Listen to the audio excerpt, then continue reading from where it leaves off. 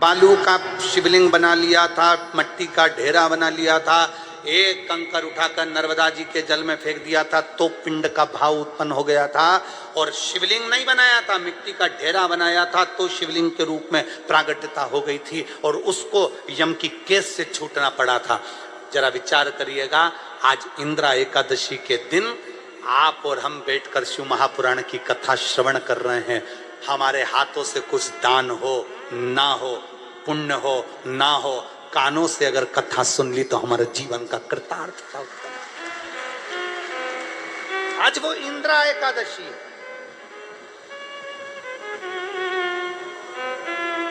भगवान नारायण मुस्कुरा रहे हैं, लक्ष्मी को देखकर लक्ष्मी से कहा, ये भद्रशील, ये भद्रशील, ये भद्रशील। एक शिव तत्वता अपने भीतर, एक शिव। और जब भगवान शंकर की अविरल भक्ति हमारे भीतर प्रकट होगी, जब भगवान शिव की अविरल भक्ति हमारे भीतर जागृत होगी, तो क्यों ना शिव मिलेगा, क्यों ना। शिव महापुराण की कथा कर रही है, भगवान शंकर का चरित्र कराए, भगवान शंकर का संवाद कराए। इंद्रा एकादशी के दिन, पितृपक्ष में पड़ने वाली एकादशी के दिन, भूल से भी हम गौ माता को एक रोटी का निवाला दे देते हैं, एक अन्न दे देते हैं। भूलवश भी हम भूखे को भोजन करा देते हैं, प्यासे को पानी पिला देते हैं। भूलवश भी हम शंकर के नाम का अनुमोदन कर लेते हैं, श्री हरि को, भगवान नारायण को, हरिहर को याद कर लेते हैं, तो हमारे पितृ भी तृप्त होकर हमें वर प्रदान कर कर चले जाते हैं, हमें वर प्रदान। कितने सौभाग्य। और साधुता है आप सभी को, बहुत बहुत साधुता। साधु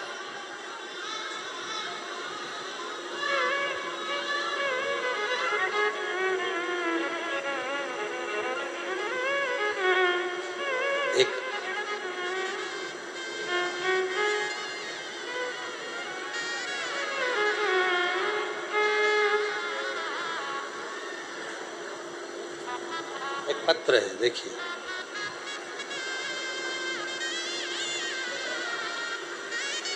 पहले इस लड़की का फोटो देखिएगा,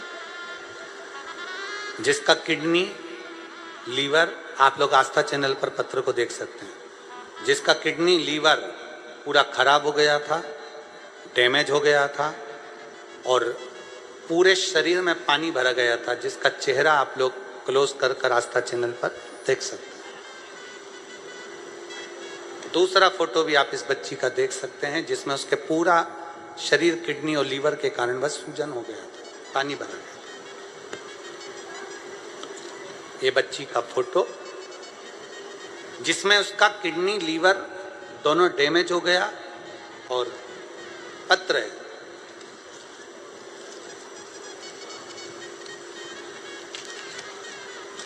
मेरी बेटी रेवा दीपक शिके 7 साल की है। उसको 5 साल की आयु में हार्ट से 5% हार्ट काम कर रहा था और उसका किडनी और लीवर दोनों डैमेज हो चुका था। गुरुदेव, ऐसा कोई हॉस्पिटल नहीं जहां हमने इलाज ना करवाया और उसकी किडनी और लीवर के लिए डॉक्टरों ने भी हाथ टेक दिए। तब हमारी बेटी को हम सीहोर कुबरेश्वर धाम ले गए किसी के कहने पर, वहां से रुद्राक्ष लाए, कंकर शंकर की पूजन करी और उस रुद्राक्ष का जल हमने अपनी बेटी को देना प्रारंभ करा। आज मैं बाबा को धन्यवाद देने के लिए आई हूं कि मेरी बेटी अब पूर्ण तरह से स्वस्थ है और स्कूल जाना भी प्रारंभ कर दी। उसकी किडनी और लीवर ने काम करना प्रारंभ कर दिया, जिसका फोटो मैं आगे लगा रही हूँ। एक फोटो आगे भी उन्होंने लगाया। इस फोटो को अगर बेटी आई हो तो उसको लेकर व्यासपीठ पर आ सकते। एक पत्र और है,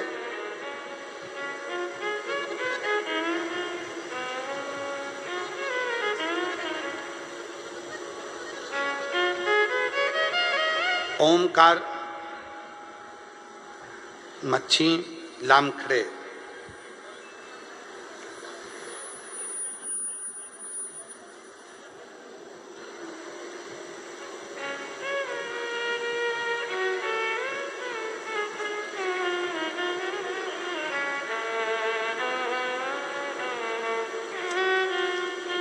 शिव तत्व की प्राप्ति, भगवान शंकर की प्राप्ति। शिव, हम जितना भजते हैं भगवान शंकर को, हम जितना स्मरण करते हैं भगवान शंकर को, शिव उतना हमारे नजदीक आते चले, शिव उतना हमारे नजदीक आते चले। उसको पहचान, उसको जान और आ जाइए। विश्वास शिव के प्रति, भरोसा शंकर के प्रति, साधता साधता। कितना सुंदर वर्णन किया है भगवान नारायण कह रहे हैं लक्ष्मी जी से, लक्ष्मी इस भद्रशील ने पूर्व में धर्म कीर्ति राजा बनकर शंकर की आराधना करी।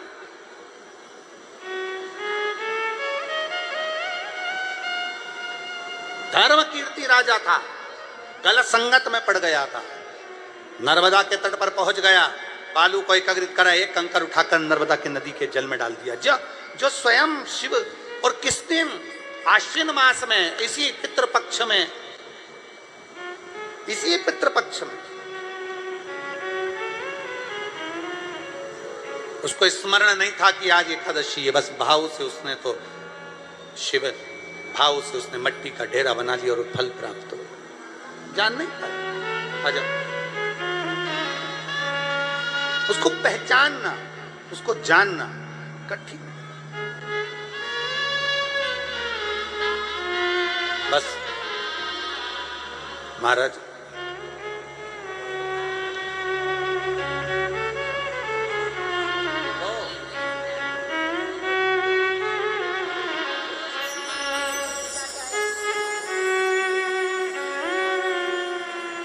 किसी का किडनी और लीवर दोनों डैमेज हो गया था और पूरे शरीर पर सूजन और पूरे शरीर में पानी भरा गया था।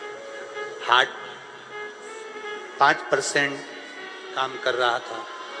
डॉक्टर ने मना कर दिया था इसके लिए कि ये नहीं रहेगी, पर देवाधिदेव महादेव पर उसकी माँ कह रही हैं, उसकी माता जी कह रही हैं कि हमसे ज़्यादा हमारी बेटी को शंकर पर भरोसा है, हमारे से ज़्यादा हमारी बेटी।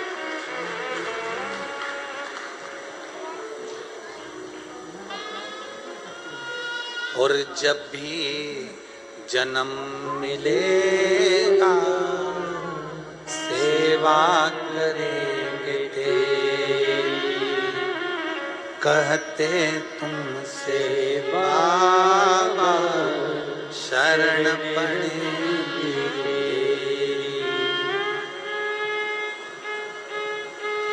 बस जब जन्म मिले उसकी शरणागति में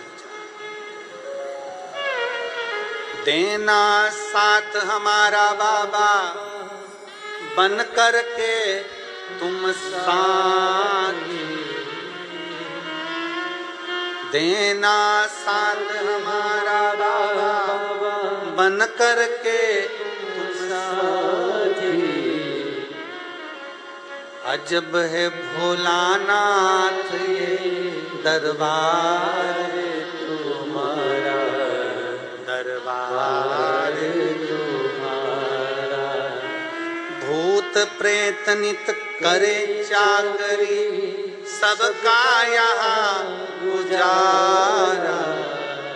अजब है भोलानाथ ये दरबार तुम्हारा, दरबार तुम्हारा। शिव को नहीं पहचानी माता सती, शंकर को नहीं पहचाने दक्ष प्रजापति, शिव को नहीं पहचान पाए दक्ष प्रजापति की धर्म पत्नी माता प्रसूति, शंकर को नहीं पहचान पाए शंकर भगवान के साडू भाई स्वयं कामदेव, शंकर को नहीं पहचान पाए उनकी साली स्वयं भगवान शंकर से जो आनंद में दर्शन कर कर सुख पाने वाली वो स्वयं रति भी भगवान शिव को नहीं पहचान पाई।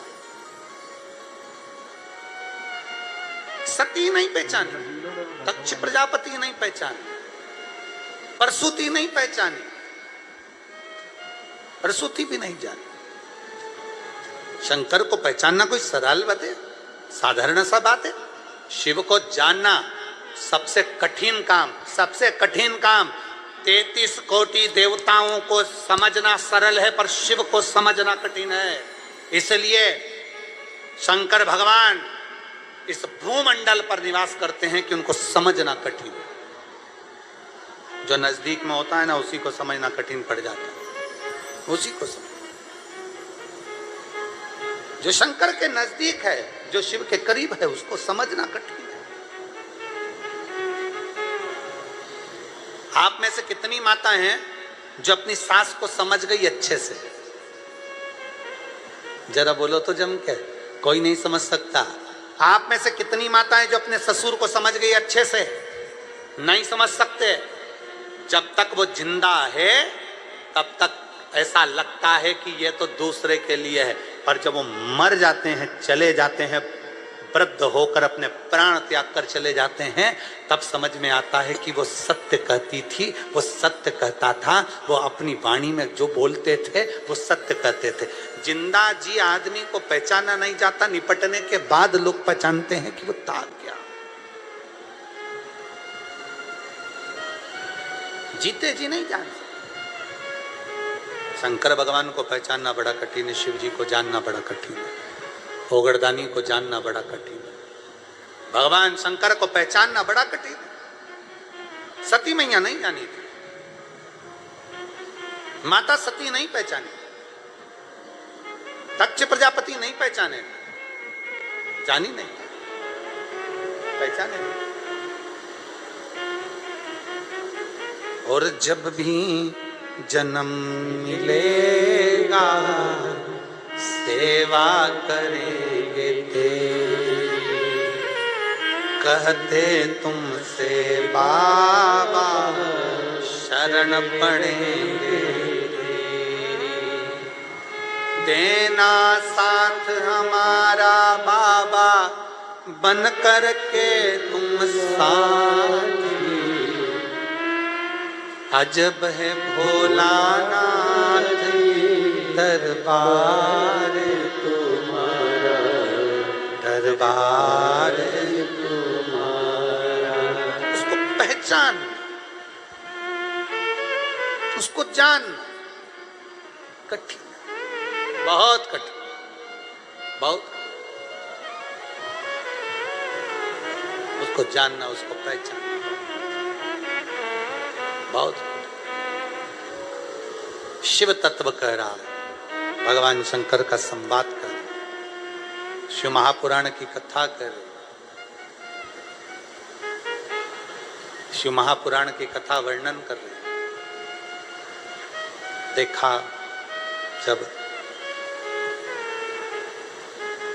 सती मैया जिद कर कर अपने पिता के घर चली गई, समझाया बाबा भोलेनाथ जी ने कि मत जाओ सती, वहां जाना तुम्हारे लिए श्रेष्ठ का नहीं है, तुम मत जाओ। समझाया पर नहीं मानी, चली गई, पहुंची, सब सती माता ने जब देखा कि कोई आदर, कोई सम्मान, कोई सत्कार नहीं, केवल सती माता को लगा कि कोई सम्मान, कोई सत्कार नहीं, सती माता ने अपने क्रोध की अग्नि में कूदकर प्राणों को त्याग दिया। क्रोध की अग्नि में।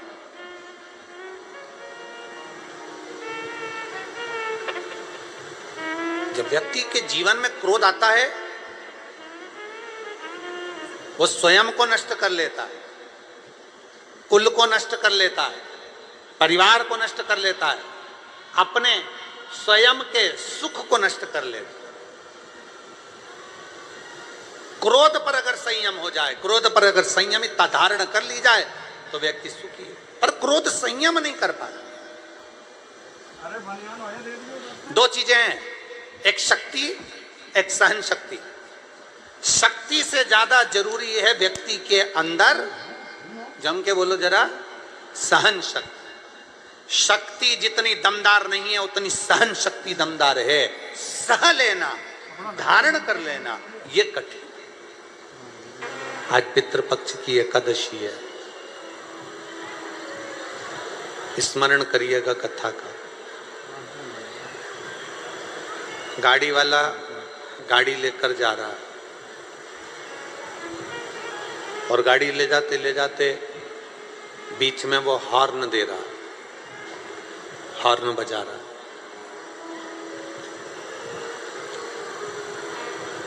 हॉर्न बज रहा है और हॉर्न बजाने वाला गाड़ी का हॉर्न बजा रहा है। गाड़ी चलाने वाला व्यक्ति जो हॉर्न बजाता है, हॉर्न बजाने वाले व्यक्ति से ज्यादा फायदा होता है हॉर्न सुनने वाले का। हॉर्न बजाने वाले का फायदा कम है, पर गाड़ी का हॉर्न सुनने वाले का फायदा ज्यादा है कि हॉर्न सुनते से ही वो गाड़ी वो रास्ते में से बीच में से हट जाता है। गाड़ी चलाने वाले का तो काम है कि वो हॉर्न देगा, पर हॉर्न बजाने वाले से ज्यादा फायदेमंद है हॉर्न सुनने वाले। मान लो गाड़ी वाला आया और उसने हॉर्न बजाया ही नहीं, और बजाया नहीं हॉर्न, और तुम बीच में चल रहे हो और तुम्हें गाड़ी ठोक दे, तो तुम क्या कहोगे? हॉर्न तो बजाता, अगर तू हॉर्न बजाता तो मैं सुनती, और सुनती तो मैं एक साइड हो जाती। तूने हॉर्न नहीं बजाया। बीच रास्ते में अगर कोई चल रहा है और तुम गाड़ी लेकर जा रहे हो और हॉर्न नहीं बजाया और किसी में ठोक दी, किसी में लग गई, किसी को पड़ गई, तो वो कहेगा कम से कम हॉर्न तो देते। तुमने हॉर्न नहीं बजाया तो ये गाड़ी भड़क गई, लग गई। हॉर्न बजाने वाले से ज्यादा फायदा है हॉर्न सुनने वाले का। उसी तरह शिव महापुराण की कथा बांचने वाले को फायदे से ज्यादा फायदा है शिव पुराण को सुनने वाले का। जो सुनता है वो अपने जीवन में उतार, बांचने वाला तो बांचेगा, सुनाने वाला तो सुनाएगा, पर उसमें सबसे ज्यादा लाभ है आपका। आप जब अपना घर छोड़कर, परिवार छोड़कर, कुटुंब छोड़कर, अपना द्वार छोड़कर जब भगवान के दरवाजे पर आते हो, जब शिव महापुराण की चौखट तक पहुंचते हो, कुबेरेश्वर धाम तक पहुंचते हो, बाबा के धाम तक पहुंचते हो, तो एक ना एक दिन मेरा कुबेर भंडारी भी अपना द्वार सोच छोड़कर तुम्हारे दरवाजे पर जरूर आता है। हम किसी के दरवाजे पर गए हैं तो कोई हमारे दरवाजे पर आएगा। हम किसी रिश्तेदार के घर शादी में गए हैं तो रिश्तेदार हमारे घर आए। ये आपके और हमारे ऊपर निर्भर करता है।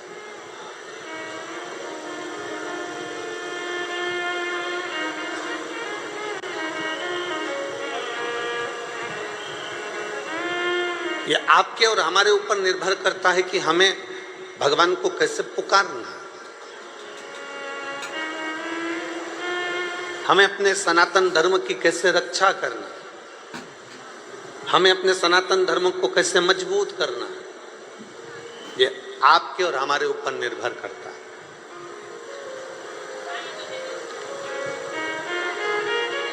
आप वोट डालने के लिए वोटिंग केंद्र पर ही नहीं पहुंचो, आप मतदान करने के लिए मतदान केंद्र पर ही नहीं पहुंचो, और बाद में मोबाइल पर कमेंट्स करते रहो कि सनातन धर्म की रक्षा करो, सनातन धर्म की रक्षा करो। तो रक्षा करने में तुम्हारा भी अधिकार है। अपने मत का, अपने वोट का जब आप सदुपयोग करते हो तो हमारा सनातन धर्म और ये राष्ट्र अपने आप मजबूत होते चले जाता है और आगे बढ़ता चले जाता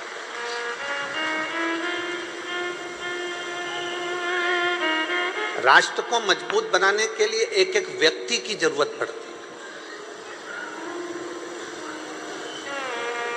एक एक व्यक्ति। अभी हम छत्तीसगढ़ कथा करने के लिए गए थे, तो छत्तीसगढ़ में एक लड़के ने एक प्रश्न किया, एक लड़की ने प्रश्न किया था, वो तो आप सबने कथा के माध्यम से सुना था। पर एक लड़के ने प्रश्न करा और वो लड़का सनातन धर्म से जुड़ा हुआ नहीं था। और कांटा कुर्डी का वो बेटा जिसने ये प्रश्न किया था, अरविंद, उस प्रश्न का उत्तर तुम्हें हम कांटा कुर्डी की उस भूमि पर नहीं दे पाए, क्योंकि तुम्हारा पत्र आखिरी दिन मिला था। और उस अरविंद बेटे का मैं प्रश्न का उत्तर आज इस नांदगांव महाराष्ट्र की पवित्र भूमि से दे रहा हूं। हम इस पवित्र धरा से उस प्रश्न का उत्तर देने का प्रयास करें। उस बेटे ने प्रश्न किया, आपके सनातन धर्म में, आपके सनातनियों ने, आपके हिंदुओं ने भगवान को व्यापार बनाकर रखा।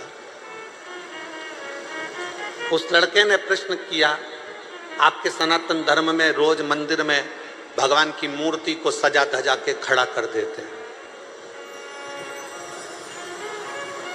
उस लड़के ने प्रश्न किया, आपके हिंदू धर्म में, सनातन धर्म में मूर्तियों को मंदिर में मुकुट पहना के, कपड़े पहनाकर, माला पहनाकर खड़ा कर देते हैं।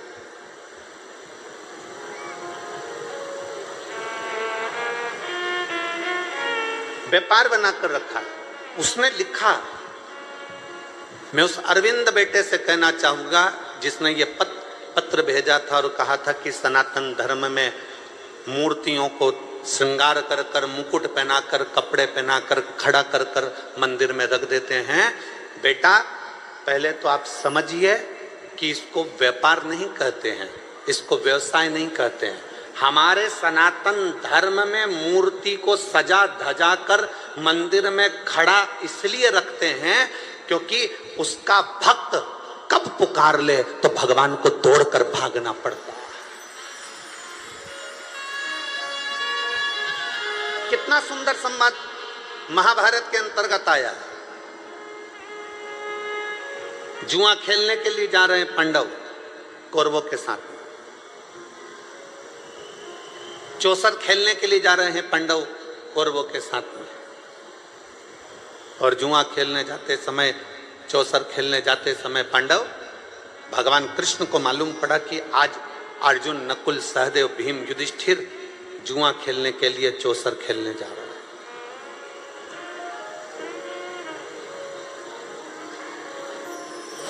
आज जुआ खेलने के लिए जा रहे हैं।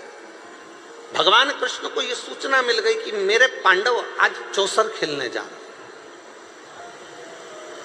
और भगवान कृष्ण मस्तक पे मुकुट लगाकर, वस्त्र धारण कर कर, श्रृंगार कर कर जहां पांडव जा रहे थे उनके आगे आगे भगवान कृष्ण चलने लगे।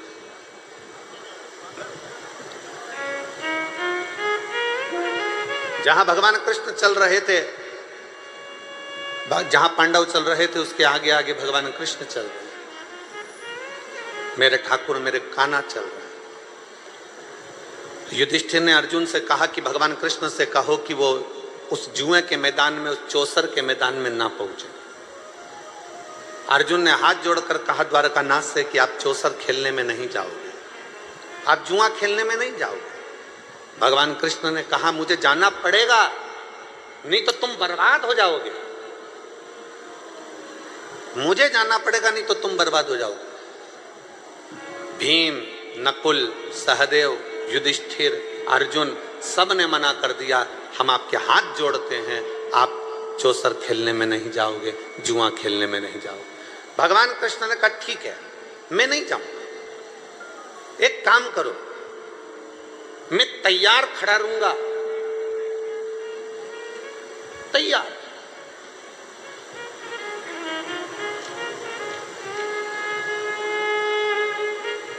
मैं एकदम तैयार खड़ा हूं, मैं अंदर नहीं जाऊंगा। तुम मुझे पुकार लेना, मैं दौड़कर तुम्हारे पास आ जाऊं।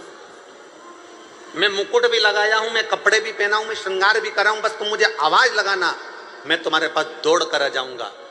पांडवों ने कहा ये ठीक है, हम आपको बुलाएं तब तुम अंदर आना, जब तक ना बुलाया जाए तब तक द्वारकाधीश अंदर मत आना।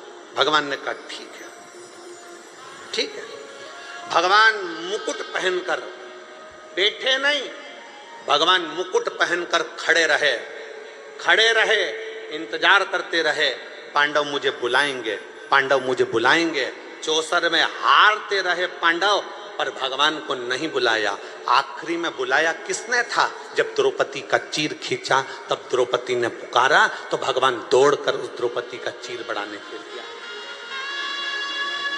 दुनिया के लोग कहते हैं, वो बेटा कह रहा था अरविंद कि आपके हिंदू धर्म में, सनातन धर्म में भगवान को व्यापार बना दिया, मुकुट पहनाकर, कपड़े पहनाकर, श्रृंगार कर कर मंदिर में भगवान को खड़ा रखते हो। हम कहते हैं कि मेरा भगवान श्रृंगार कर कर रोज मंदिर में खड़ा इसलिए रहता है क्योंकि कोई भक्त जब उसे पुकारेगा तो 1 मिनट की देरी ना लगे और वो मंदिर छोड़कर भाग कर चला जाए।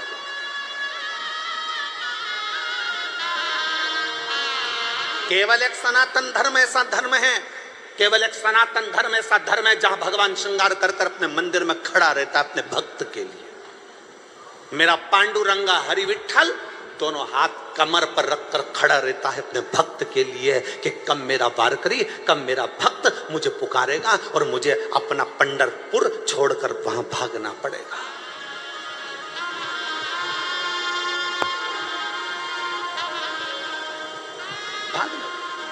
और देहाची तिजोरी भक्ति चाच ठेवा, उघड़दार देवा उघड़दार देहाची तिजोरी।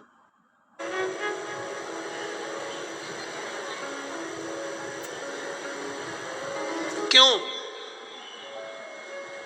किस लिए? आपको मालूम होगा,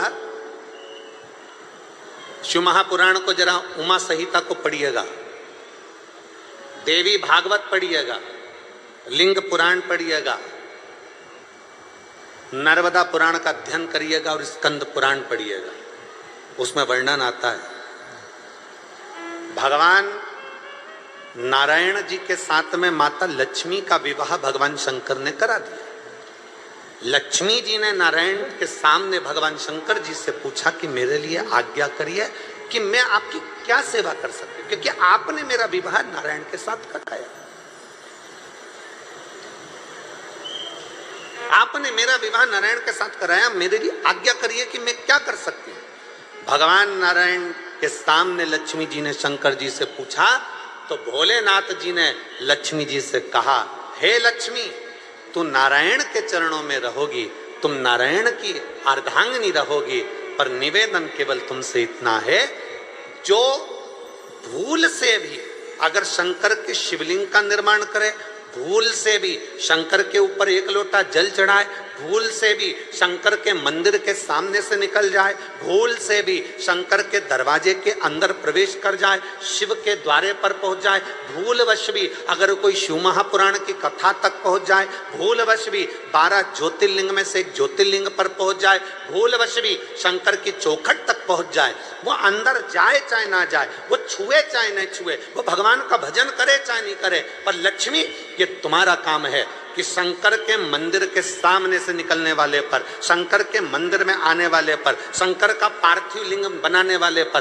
शंकर की कथा सुनने वाले पर लक्ष्मी 33 कोटि देवता में कोई उन पर दृष्टि दे चाहे ना दे, सबसे पहली दृष्टि लक्ष्मी तुम्हारी पड़ना चाहिए, उसका कल्याण होना चाहिए।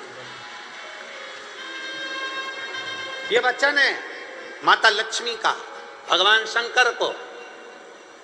अगर कोई शंकर के मंदिर में जाएगा, शंकर के शिवालय में 1 लोटा जल चढ़ाने को जाएगा, अगर कोई कहीं भाव से शिव महापुराण की कथा सुनने के लिए जाएगा, कोई भाव से शंकर की स्तुति करने के लिए जाएगा, स्मरण करने के लिए जाएगा, तो ये निश्चित है सबसे पहली दृष्टि माता लक्ष्मी उस पर देगी।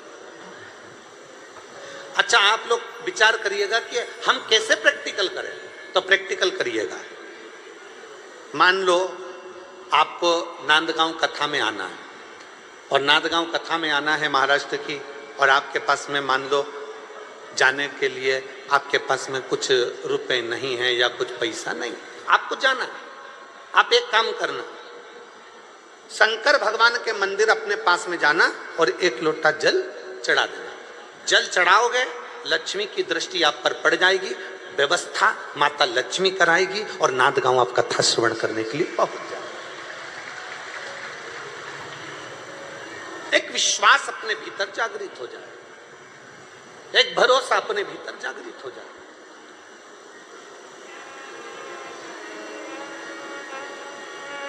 कल हमारी बात चल रही थी माननीय आमदार जी से, तो सुहास अन्ना जी कह रहे थे, गुरुदेव हमारा ये जो क्षेत्र है, इस क्षेत्र में पानी की बड़ी कमी है,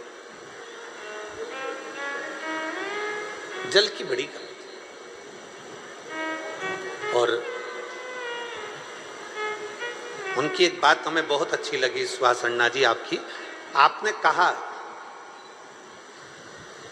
लोगों ने, मेरे नांदगांव वासियों ने और मेरे इस क्षेत्र वासियों ने मुझ पर भरोसा कर कर मुझे बिठाया है गुरुजी कुर्सी पर, तो मेरा फर्ज बनता है, इतने सालों से 55 सालों से लोग पानी के लिए क्षेत्र के तरस रहे हैं, तो पानी को लाना ये मेरी जवाबदारी बनती है, ये मेरी जवाबदारी बनती है। तो हमने कल आमदार जी से पूछा कि आपने पानी के लिए क्या व्यवस्था करी है, तो कहा गुरुदेव पानी आ चुका है मनवाड़ तक, वहाँ एक सरोवर से, एक तालाब से पानी की लिंक जोड़ी गई है और वो वहाँ तक पहुँच गई है। तो हमने कहा कि बाबा की बड़ी कृपा हुई है, फिर तो आप जल्दी से जल पूजन करो और पूरे क्षेत्रवासियों को पानी उनके यहाँ तक पहुँच जाए, इससे बढ़कर क्या चाहिए, इससे बढ़कर क्या चाहिए। तो उनकी धर्मपत्नी ताई बोलती हैं कि गुरुदेव शंकर की कथा चल रही है, हमारे क्षेत्र में इतना पानी भी रोज नहीं गिरा जो अभी रोज गिर रहा है, तो हम तो बाबा से प्रार्थना करते हैं कि आप आए हो तो आप ही मनवाड़ चलो और पानी का पूजन कर कर वो पानी जनमानस में जाना प्रारंभ हो जाए। ऐसा प्रयास, ऐसा प्रयास किया।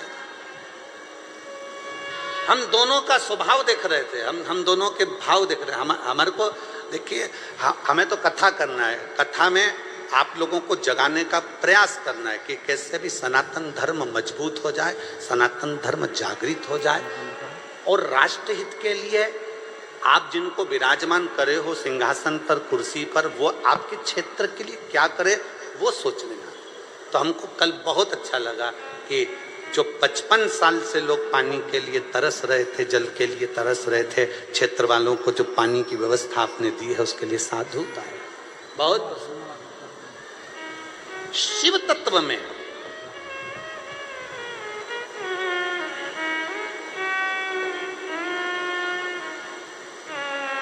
आपके सहज दिल में, आपके सहज भाव में, आपके विश्वास के अंदर, आपके हृदय के अंदर शिव तत्व कैसे आ सकता है। स्वयं खा लेना सुकृति है, छुड़ाकर खाना विकृति है और बांट कर खाना यह भारत देश की संस्कृति है, ये भारतीय संस्कृति है। अभी हमने छत्तीसगढ़ की कथा में एक बात कही थी, कलम, कदम और कसम। सुनी थी कि नहीं सुनी थी, बोलो तो जम के जरा। सुनी थी सबने? कलम, कदम और कसम। सावधानी से उठा। ऊंचे ऊंचे पद पर बैठे, कुर्सी पर बैठे, सत्ता में बैठे हुए लोगों से निवेदन है, आप अगर कोई पद पर बैठे हो तो आपकी कलम उठाना और चलाना। कलम ऐसी चलाना कि हमारे क्षेत्र का और हमारे राष्ट्र का उत्थान हो जाए, उसके लिए कलम चलाना। कदम उठाना तो वो उठाना कि हमारे क्षेत्र का और हमारे राष्ट्र का उत्थान हो जाए। कसम खाना तो राष्ट्र के हित के लिए, संसार के हित के लिए खाना। ऐसी वैसी, हमने कहा था कथा में, ऐसी वैसी कसम मत खाओ कि मैं आज के बाद तेरा मुंह ही नहीं देखूंगा, ये कोई कसम है? कसम खाओ कि हमारे क्षेत्र में कोई छोटी बच्ची को आंख उठाकर ना देख पाए और किसी के साथ गलत करते ना हो पाए।